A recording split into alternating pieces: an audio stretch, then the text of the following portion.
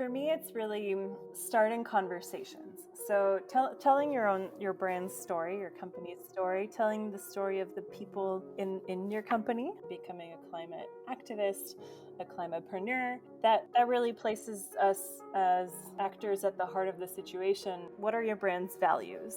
I think especially for sustainable brands, your values are really built into everything that you do. It's really that question of finding a purpose, and not just my own purpose, but then also being able to help others with their projects, with their dreams, and the purpose that they've created into a business, really help that reach.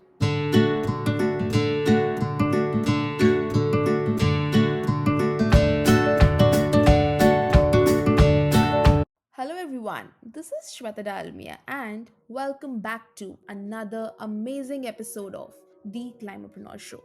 So today is a bonus episode. Today we have with us Claire.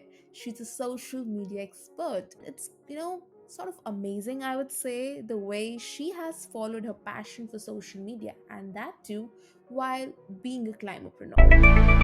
Welcome to the Climapreneur Show, Claire. I'm so excited to have you. I'm so excited to have for this conversation.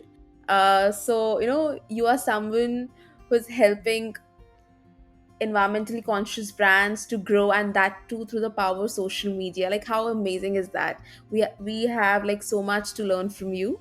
So yeah. Thank you so much, Shweta. I'm really looking forward to this. It's an exciting adventure to be on a podcast. My first one. Oh my God, I'm so grateful that was your first one. Okay, so we'll start with your journey. Like, let's talk about your journey into the world of social media. Oh man, where to start? Well, actually, I'm half French, half American. Um, and, the US has started with social media really early. And I joined Facebook like in 2004, back when I was Whoa. in university, which makes me feel old to think about how long ago that was. Mm-hmm. But yeah, back in the day where, being a social media manager wasn't even a thing. So I was studying business and marketing, and it seemed for me a great way to stay in touch with my friends, because we kind of lived all over the world. So it sure beats emails, and definitely beats writing letters, because that just takes forever. So yeah, I started in the world of social media just for fun, personally. And then, with the evolution of marketing, social media became more and more important, and it actually became something that companies built into their marketing plans. So when I did my master's program, I specialized in marketing once again, and I love marketing. But I did my master's thesis on digital, like new digital tools, and how companies could use that to connect with their audiences. And my focus was really in like live settings, so during events, conferences, as well as in stores. So all of this kind of multi experiential approach to communication. And I worked in a bunch of different types of jobs.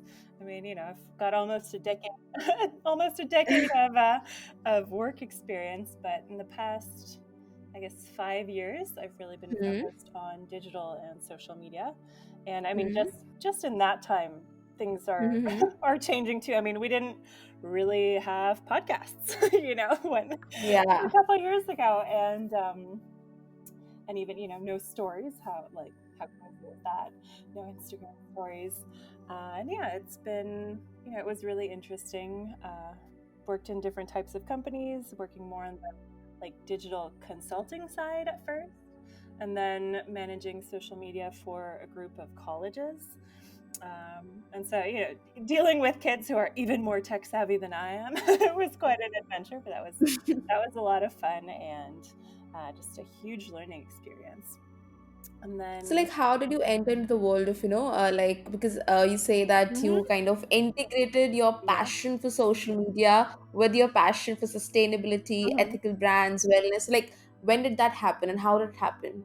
Oh man, it was kind of a gradual thing. I think sometimes you have that aha moment, and I really envy people who have like the one, like, yes, this is what I need to do. Okay. For me, it was a little more gradual. So I was super burnt out in so not my most recent job, but the one just before. I had some really big health problems, and then in the job that I was doing with the schools, it was really interesting, but it didn't feel like my personal values were really aligned with what we were doing. And I was like, I understand that this is really interesting, but my heart's not in it. And the further I went, and I'd been there for like 3 years in the same company, and I was like, okay, well, now I'm not really learning anymore personally. So where do you find your motivation? When I was setting everything up. They didn't have anyone in social media. So you're building something from the ground up and seeing how people react. But then you get to a point where you kind of hit a wall, and you're like, okay, well, maybe there's something more to life than just work. And I think also, even on a personal side, because of just the craziness of the world we live in sometimes, and some of the crazy experiences I had been through personally, my passion and interest in sustainability and ethics and wellness had kind of been pushed to the side. Kind of just, you get into this kind of survival or autopilot mode, and you kind of lose focus somewhere along the way. Mm-hmm. And by kind of working on myself and what was going on more internally, I was like, actually, you know what? if my whole body is tired all the time, and I can't get motivated to do these things that I need. So yeah, it was a gradual experience of just reconnecting first with my personal values, and then being like, okay, so these are the things that I care about. I care about the environment. I care about, all living things. So not just all people, but also animals and, the natural world at large. And like, well, what can I do about it? And how can I take my job and use it to do something that feels worthwhile for me, just on a personal level. So yeah, I really focused on that. What do I care about, and what can I do? And the advantage of social media is that everyone can use it. It's useful for every type of brand, and even just individuals. Individuals who have a message to pass, or who need information, etc. And so I was like, okay. So I started looking at companies to work for, and by that point, and several professional experiences in the corporate world, different types of structures, from startups to international groups, I was like, you know what? I don't want to go back into a company right now. I was like, I think I need a more radical change, not just in what I'm doing, but how I do it. Because it gets really frustrating sometimes, where you have all these ideas, and then you have to try to fit them into someone else's plan, someone else's, even their own career ambitions. You're like, that doesn't matter to me. I just want to get this done. So it's actually one of my cousins who was like, well, why don't you just do it? Start your own company and just work for yourself. And I was like, what? Moment. Yeah, so that was a whole other, like, am I really gonna do that? That's an even bigger leap than just switching jobs. But I love it. Like, it's for someone who loves to learn, and gets bored quickly. There's nothing better than entrepreneurship, because you're learning all the time. It's just a constant learning curve. So yeah, that's, I think, really been kind of the whole process.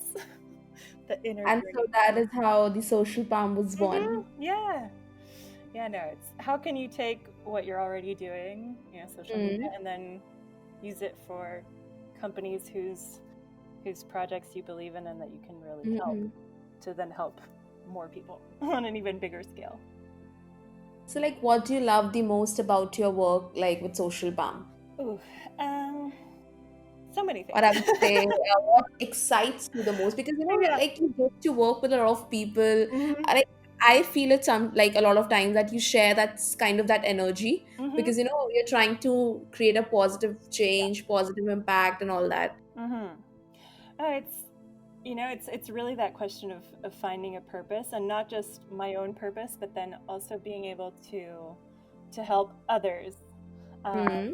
with their projects, with their dreams, and the purpose that they've created into a business, really help that reach the right people that it resonates with. And so really getting to participating in these different projects that are just so full of meaning and so much potential for kind of a greater good and a new way of approaching consumption, approaching wellness, approaching all these different things.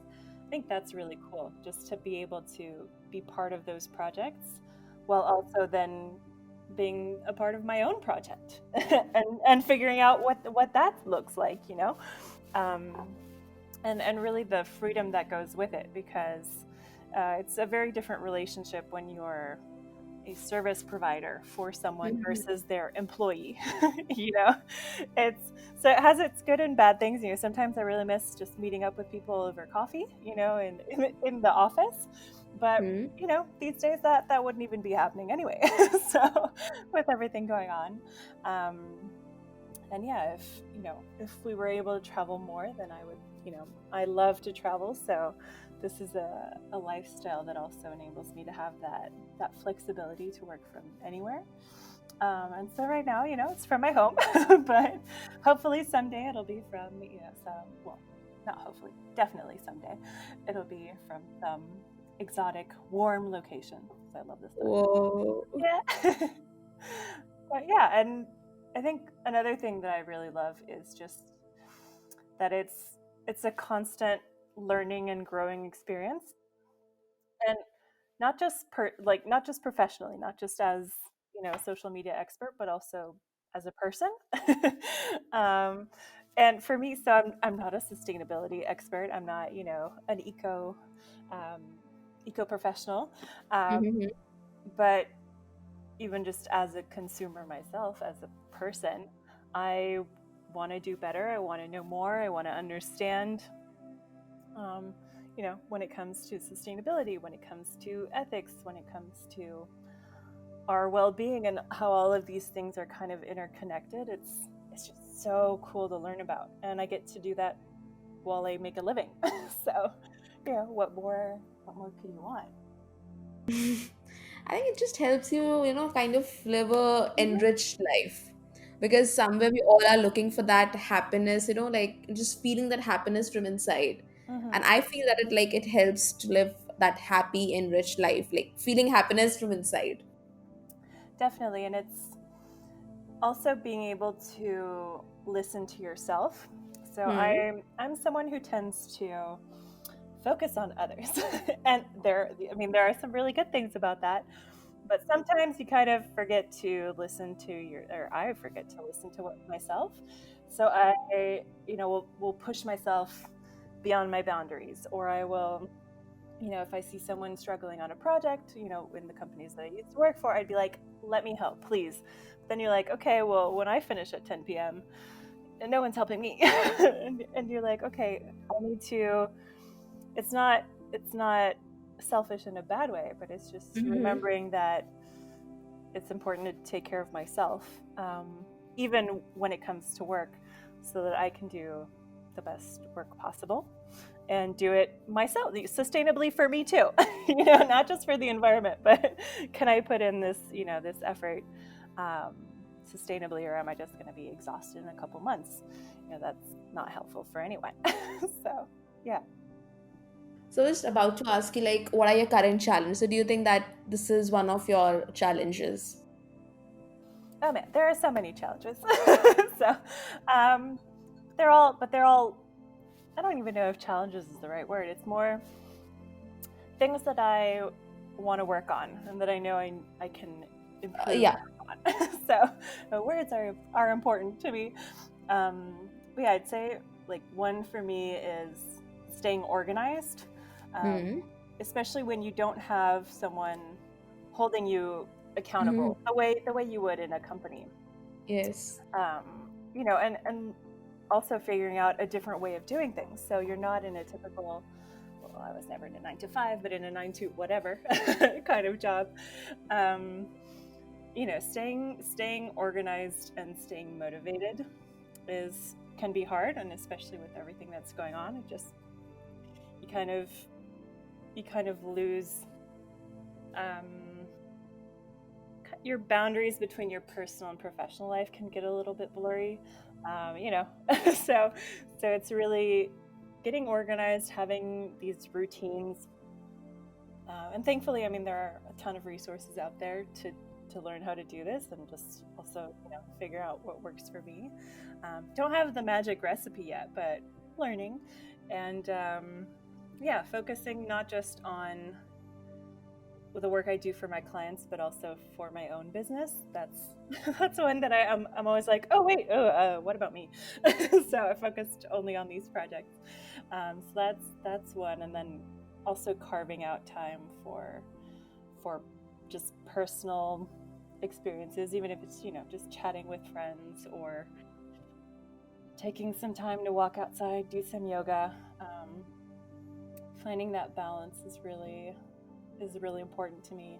And also, yeah, like I tend, and it's one of those things where when you're in an interview and you say this, people hate this, a job interview, but one of my flaws is being a perfectionist. And you're like, Okay. general eye roll, but not in the like, I'm so imperfect and that's just so hard sense of the word, but rather I want everything to be so perfect that it's almost impossible for things to get to that point, and I'm always trying to fine tune it, and then it gets hard to stick to your deadlines, and so you're like, okay, I keep hearing this phrase from like all different sources. I'm like, okay, I really should listen to it, that especially for entrepreneurs, that done is better than perfect. And I'm like, but it's not perfect. And it's like, you know what, you have to let that go. You can like fine tune things as you go, maybe like once it's done, or just, you know what, it's done, and you'll learn from whatever wasn't perfect. You'll learn for the next time, and that's fine. That one is really hard for me to I think it's a part of the process because, like, I face this all the time because there's no end to it. Like, even when you're uh-huh. editing something, you're like, no, we can do something else. We can do Mhm. something else. And it reaches to a point when it's a deadline and you have to just let it go. You just, okay, next Exactly. time. So I tell Exactly. myself all the time, in Mhm. perfection, we don't have to just, take the things and like not let them go out. Exactly. So And I think, even just like create your own deadlines if there aren't any, yeah, because it then doesn't you could work. also improve. Like honestly, it doesn't work for me. Like I create my deadlines every day, but it never works out. Ugh, I try. Yeah, I'm getting better at sticking to them. Like I really have started carving out specific um, chunks of time to do specific things. Some days, Mhm. the plan you can just like throw it away and nothing goes as planned. But some days I can stick to it, and I'm like, oh my gosh, small victory. Mhm. So, woo. Correct. Okay, so like we talked about your journey, like Mhm, in just like in 17 minutes, and obviously like in 17 minutes you cannot like explain the process that you have gone through in last so many years. mhm, So like how would you like kind of say that, tell the importance of, I would say, patience and falling in love with the process, because like I think that when we listen to these stories, when we listen to the journeys of people who've made it, mhm, because like there are lots of hidden pieces, there are lots of ups and downs that they went through, and how they kind of come mhm. up, or how kind of battle through that particular consequences. So how would you like define the importance of patience and falling in love with the process while you're creating something? Oh man, yeah, patience is a huge one, and I mean, 2020 is kind of like just a huge lesson in patience, right? Like learning to just go with the flow, take things as they come and make the best of each situation. Yeah. But I think what really helps for me is that I love learning, like first and foremost, honestly. If I could just be a student, like a university student forever, I'd be super tempted. Like, if only it paid, but just to study. But yeah, it's by trying to like detach myself from these goals of being perfect all the time, immediately, or also a big one for me is comparing myself to my expectations, to others, to what I think I should achieve in a specific amount of time. Really taking a step back from that and creating space for that patience and for actually enjoying this journey really helps. And it's just for me also another one is kind of in parallel. I try to do quite a bit of yoga and meditation, and it's a great lesson in letting go of the things that you can't control and of these expectations that you create somehow, and just to focus on the present moment and on the good things rather than only on the bad, like on the critiques, or only on, oh, I should have done this and I could have done that, like coulda, shoulda, woulda. Those are the worst. there's like nothing good comes from that. So it's more be like, okay, well, this is what happened. This is like a way that I could do it even better next time. This is what I can learn from it. The good, the things that went well, the things that, I can work on for next time, and seeing it just as a journey as opposed to like checking off, like ticking off things on a checklist. That's not what the process is. I mean, it's good to have some points that you want to check through, but it really is a process. And even if you have like the perfect plan, you're like, okay, this is going to happen, and then this, and then this, life is unpredictable. So, Yeah. so is work. So, social media in particular has quite a bit of unpredictability within it. And learning to see that as actually a good thing rather than something you should stress out about. And also when it comes to social media and like comparing yourself, like maybe even the numbers, the numbers are the worst. You're like, how many followers, how many likes? Oh, this person looks like they have such an amazing life, so everything is perfect.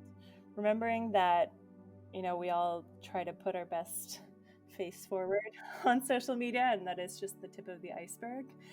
And that, even when you really listen to some of the best, like the biggest entrepreneurs and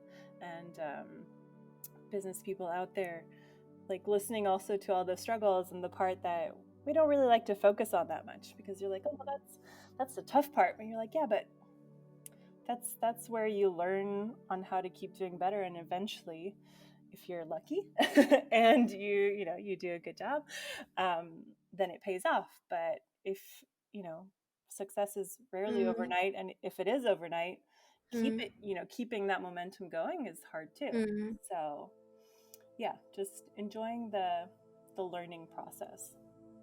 So like because like social media is your world, and like as you just correctly said that like people often post the best moments, like we don't get to see what hardships are they going through, because such things never get posted like maximum number of times. So like how do you deal with that social media anxiety? Like do you also have that social media anxiety because you are sort of like in the world of social media, you're playing your game in the world of social media, I would say? That's a very good question. One I ask myself regularly. So one thing that's been really cool, I think it's pretty recent, but I've been seeing more and more posts of people showing their vulnerabilities and their struggles. Yeah. And it actually generally does really well, because it resonates. It resonates with people. What we want now more than ever isn't just the perfect story. It's a real story, Real story. And we tend to forget that social media, like the keyword is not so much media. Well, it is, but Mm-hmm. for me, most important is social. These platforms were built to Mm-hmm. connect people. Mm-hmm. And, even when you look at your personal relationships, what are the things you connect over? You connect over some fun stuff, and, great funny times, etc. But the deeper connections are also when you go through difficult things and sharing those experiences with people.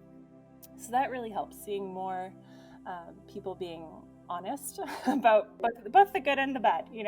Not don't focus only on the negative. But sharing some of the struggles, I think, is really useful. But also setting boundaries for myself with social media. I think sometimes it might be easier for me because it is my job, Mm-hmm. as opposed to someone who's just constantly on social media for their personal life. So Mm-hmm. because it is my job, um, when I finish my workday, I'm like, actually, I don't really want to spend more time on Instagram, except like my weakness is like little like foster kitten accounts. Like that is my weakness for sure. So I could spend hours watching those kind of accounts, but it's more, well, like I see the purpose for a job. I see the purpose to connect people, to get the word out there about important issues, awesome brands, etc. But at the end of the day, like, you also need to connect with people and with your life. Like, it's, I mean, if you watch The Social Dilemma, which I feel like Mm-hmm. everyone has already watched, probably before me, Yeah. um, you see that, yeah, there are some kind of addictive qualities Mm-hmm. to social media that can be dangerous if you don't take a step back regularly Mm-hmm. and you know remember that you're living your own life. And so Mm-hmm. what do you want that to look like? Do you want it to be just hours and hours on Instagram? No. um, so yeah, carving out the right place for social media, I think, in our lives is really important. Okay, great. So, with all the positivity, like, what does climate action mean to you? And, like, how do you feel that sort of everyone can be a contribution in solving climate change challenges? Like, when I say challenges, I feel that, climate change challenges are actually, disguised opportunities or opportunities in disguise. Oh, absolutely. I agree. And I love that you choose climate action as opposed to climate change. Hmm. I mean, I love words, and just that one change of word means a lot, because instead of climate change being Hmm. something that you experience but have no control over, climate action and becoming a climate activist, a climapreneur, that really places us as actors at the heart of the situation. And it's a great reminder that we have the power, like us individually and collectively, to either accelerate, slow, or reverse our impact on the climate, the environment, all living beings. Hmm. And yeah, I think it's really, it's not about being perfect, about like everything you Hmm. do is eco-friendly and you have single-handedly saved saved the world and the climate. Yeah. um, it's more about progressively thinking about the things that you do, thinking about how you live, what you buy, what you do even professionally, and how can you inject just a more positive impact, whether it's social or environmental, um, into everything that you do, all the choices that you make. Um, Hmm. and I really liked the David Attenborough, Hmm. A Life on Our Planet, Hmm. um, where I mean, spoiler alert, it's at first you're like, oh no, what have we done to the world? But I love the ending that was really optimistic about, we really can. It's not too late to to take action, um, and reverse, the impact we're having on the world. And that, yeah, it's all these different aspects that are all interconnected, but it's already just And learning there about it. comes you're Mhm. correct. Like I think it's just about taking the the small steps. You don't have to take a big leap, Mhm. just small steps, because there comes like as we talked about eco whelmed and eco fatigue. Mhm. So my next question would be like how do you like how to deal with eco whelm and eco fatigue, or just trying to do better. Oh. um, I think it's really remembering that, one, it's normal. Like, it doesn't make you a bad person to feel overwhelmed or feel anxious about, everything that needs to be done and everything that's happening. Mm-hmm. Um, and to feel like, oh, what could I as just one person do? It's Mm-hmm. I think it's also coming back to that idea of not having to be perfect, not you're not trying to earn any badges by being more eco-friendly, by living a more sustainable life. It's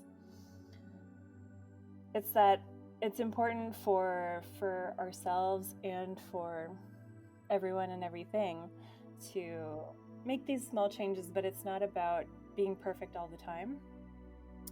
And that, yes, like, we need the big companies who who are the ones who definitely have the biggest impact to change how they function. But Mm-hmm. we we do have the power to do that on an individual level, just by choosing what we buy, you know um, just by choosing how we consume, um, just by choosing how we move, how we use transport, how quickly do we change things, swap things out, or do we keep things? Do we try to recycle, repair, reduce, reuse, or do we just constantly look for the new thing? And it's kind of coming back to what it is that our own values are and why we do the things we do, why we buy the things we buy, without judgment, like without being like, oh, I bought that shirt from H&M, so I am a terrible human. Mm-hmm. That's Oh, but sometimes it can feel a little bit yeah. like that, and sometimes Mhm. in the eco activist uh, area, it can feel like if you're not doing things perfectly, that then you're not welcome in the space. But that's not true. That's not the goal. And when you find these communities, these people who take more of a learning approach, because we're all learning. We don't, like, none of us have all of the answers. But yeah, we're all trying to do better. And The positive element to this will be that while for example like why I'm buying that H&M shirt, or while Mhm, we are trying to do some kind of swaps, so there mhm, are some times when we cannot like do that swap, or we mhm, cannot kind of, so that opens another window of opportunity. Maybe we can just try to figure out that okay, why I am not able to do that, and mhm, if maybe I am facing that same issue, maybe 10 people around would be facing the same issue, and that could be a solution. Like we could create a solution out of it.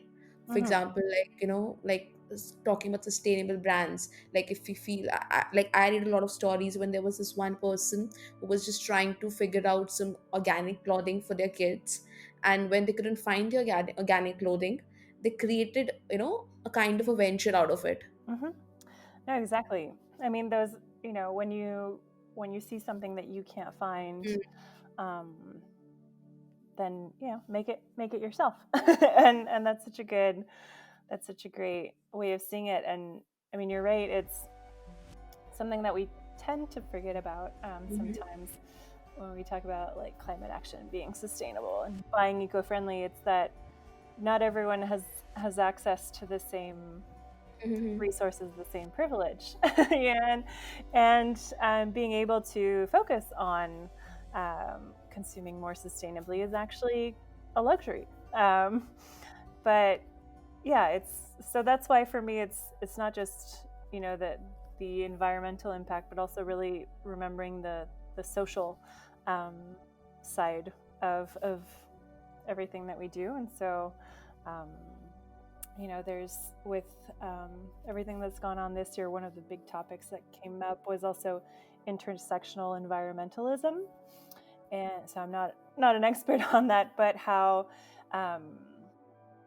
just some of the systemic racism, social issues, etc., that are built into our societies are connected with environmental impact.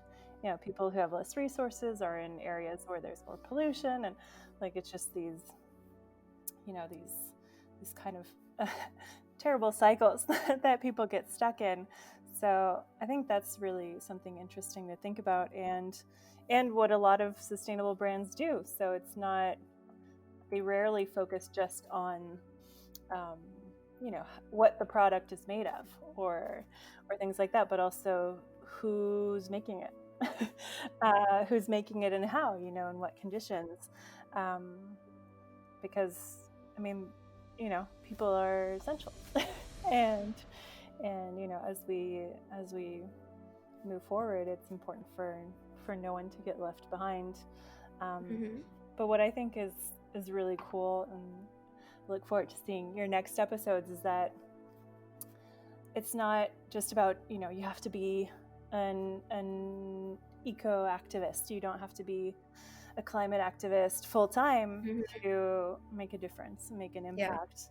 And you can do it on your on a personal side with how you buy and how you act, but also in your job and in different ways. So I've I guess it was easier for social media, how can I do this more in a more eco-friendly way, do it for sustainable, ethical companies. But even over the summer, I met someone who introduced himself as an eco photographer to me. Wow. And I was like, what does that mean? How, what? And so he told me, he was like, well, he's a photographer, but his website is using just green servers and designed in a way to be as light and eco-friendly as possible.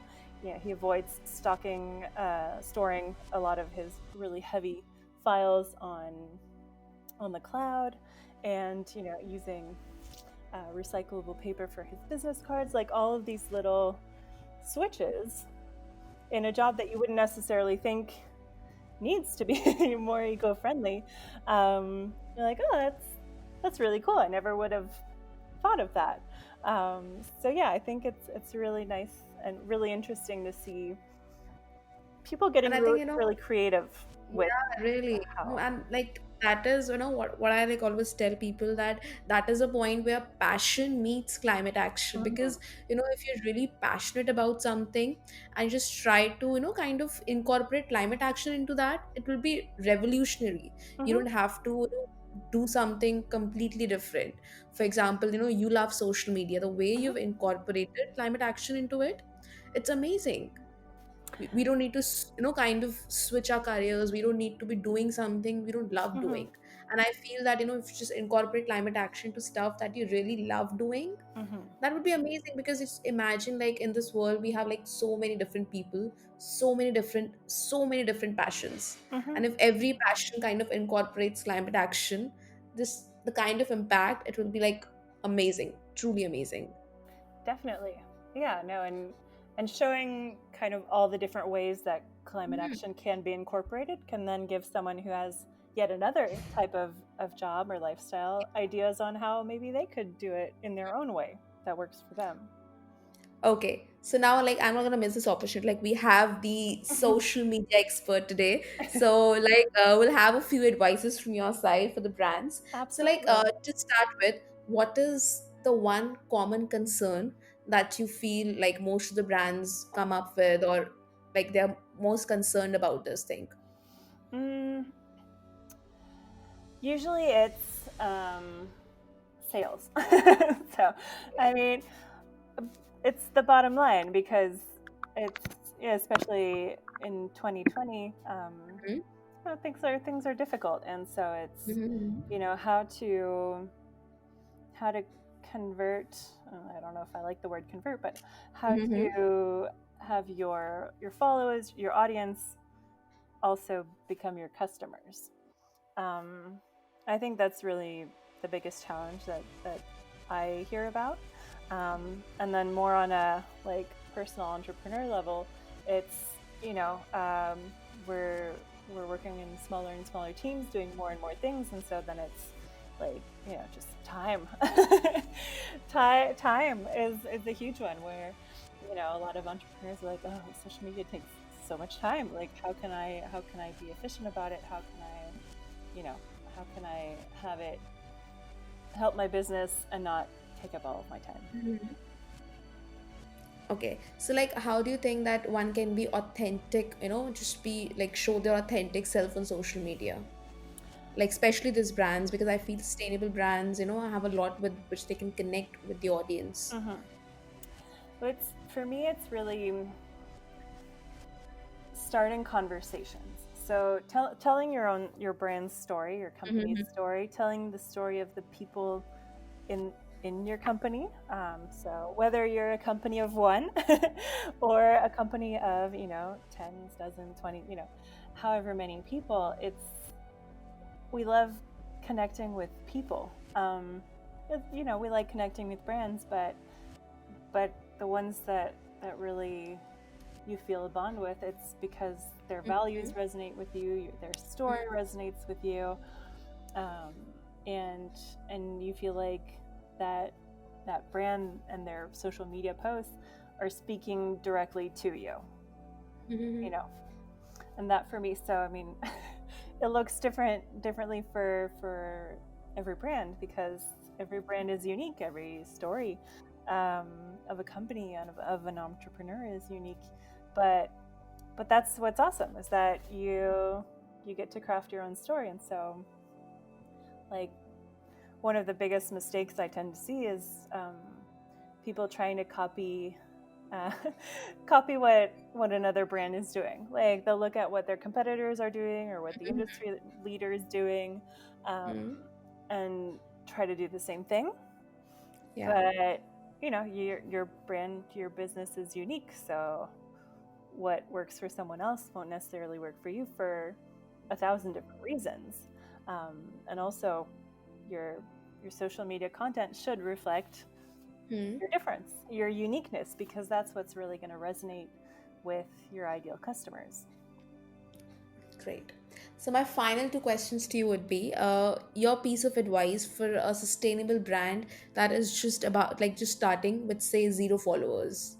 Mm. Because like Yeah. right now like everyone is just in race of followers that we need more Mm. followers. Like I personally believe that the numbers like do not matter much Yeah. if you have like that connection with people. So, like what would you say to the brands just starting out? Well, yeah. For starters, exactly what you said. That you shouldn't focus on the followers and the numbers. Um, you can see businesses with hundreds of thousands of followers doesn't mean that they have hundreds or thousands of sales. So just that's always one good thing to keep in mind. You're like, okay, followers doesn't mean profitability necessarily. Um, and short-term sales, short-term uh, clicks on your post and doesn't necessarily translate into long-term lifetime con- consumers, clients, and ambassadors. Like um, really building that connection is super important. So for a company that's starting out with zero followers, Mm-hmm. my advice would be one, don't try to do everything everywhere all at once. um, so it's really, I like to ask clients and potential clients Mm-hmm. just a couple of simple questions. Simple Mm-hmm. to say, harder to answer sometimes. Um, but I would say, like, first, uh, ask yourself, what does your brand do? Like, what are you actually doing? Are you selling a product? Are you or not? Um, Sometimes you think it's really clear, but it won't be if you explain it to someone else. So making it like super clear to you and to others what you do is already like step number one. Then, what is unique about that, and what are your brand's values? I think especially for sustainable brands, your values are really built into everything that you do. It's a lot of times I like to talk about conscious businesses or purpose-driven businesses. Like their purpose is really at the heart of everything they do, not like something that they add on their website because it sounds cool, and investors like it. No, it's really like that's the passion behind it, the fuel. So yeah, once you're really clear about like what does your brand do and what's important to your brand, who are your ideal clients, because that'll completely change things. If I'm a like clean beauty brand, but my ideal client is like young digital nomads, okay, and if I have this other brand that's same thing, clean beauty brand, but my target is like super busy overwhelmed moms, or like super passionate eco activists, you're gonna communicate in very different ways. These people are going to be looking for different information, different types of content, and you can have multiple types of ideal clients at the same time, but it's really important to be super clear on who you're trying to attract, because if you're trying to attract everyone, then it's like talking to everyone is like talking to no one. It's kind of true. So yeah, be super clear on who you're talking to, who your ideal client is. You'll attract other clients too, other people, but who's your end goal? And then just not all at once. Yeah, it's like who are you speaking to when you're writing a social media post? And then like how does your brand help them? How does your business help Bring them? value. Like what is it that you do for them? What's the benefit? What's the point of your brand? Part actually, like how does it bring value to something? Yeah, because I mean, at the end of the day, you're answering a need or a want, but sometimes it's a need. And what is that? Why? How do you answer it? And then also one thing that's super important that sometimes we forget is, well, not always, but what's your business goal or your marketing goal? Like, are you just looking to attract followers because it looks good for your investors? I don't know. Or are you trying to generate word of mouth? Are you trying to bring people to your website? Are you trying to get them to sign up to a new newsletter you're launching? Are you launching like a completely new product line? These are things that'll make your social media strategy totally different depending on your answer. So for me, like each of those answers helps you really fine-tune just the starting ground to then set up your strategy. Because like once you know who you're looking to target, it'll make it easier to know, should you be on Instagram or on Pinterest or LinkedIn? Like if you're a company that's really more B2B, like looking to partner with other businesses, maybe you shouldn't. Like maybe Instagram is not the place that you should focus on only. So all of these questions for me are really important, and then from there, building your strategy while keeping the social side of social media at the core of it. So always remembering to build connections, not just build up your numbers. Yeah. Yeah. So that pretty much like covers everything. It's a condensed lesson. Yeah, it is. So my final question would be like, what is your advice for us, like for Climapreneur, I would say? It would be to tell your story, to really share it with people, and share how you're going about things, the things that you're learning. Like we're all learning, show the things that you've tried out, and whether it worked or not, that's fine. We can all learn from each other's lessons. Sharing that journey and really taking the time to authentically connect with other people. Um, in this crazy time we live in, and where where sometimes we forget, or we just can't connect Mm-hmm. with other people, really, yeah, connecting over these things that we're passionate about, and Mm-hmm. sharing the things that we learn, always from a place of compassion. Wow. Thank you so much. And yeah, it's amazing, and like thank you so much for gracing Of the course. show with like so much positivity and like so much wisdom. I'm like super grateful that we could do this. Oh, thank you so much. So am I. This was, I mean, it's so much fun to have these conversations. It's enriching for me. Makes me put my ideas into into structured thoughts. Thank you. Thank you so much, Claire. Thank you, Shweta. So, my message today to our listeners will be, I would say, do not run in this follower race. Because I feel that, if today, say, I have 400 followers, I might want 500. When I'll reach 500, I'll want 600. So, this race will never end. Instead, we should focus our energy, our time, and our efforts on providing value to our current followers, because sometimes, in that thing of getting more followers, reaching out to more people, we forget our current audience, and that shouldn't be the case. We need to be providing them value. So do not underestimate the size of your follower base, and stay tuned for the next episode.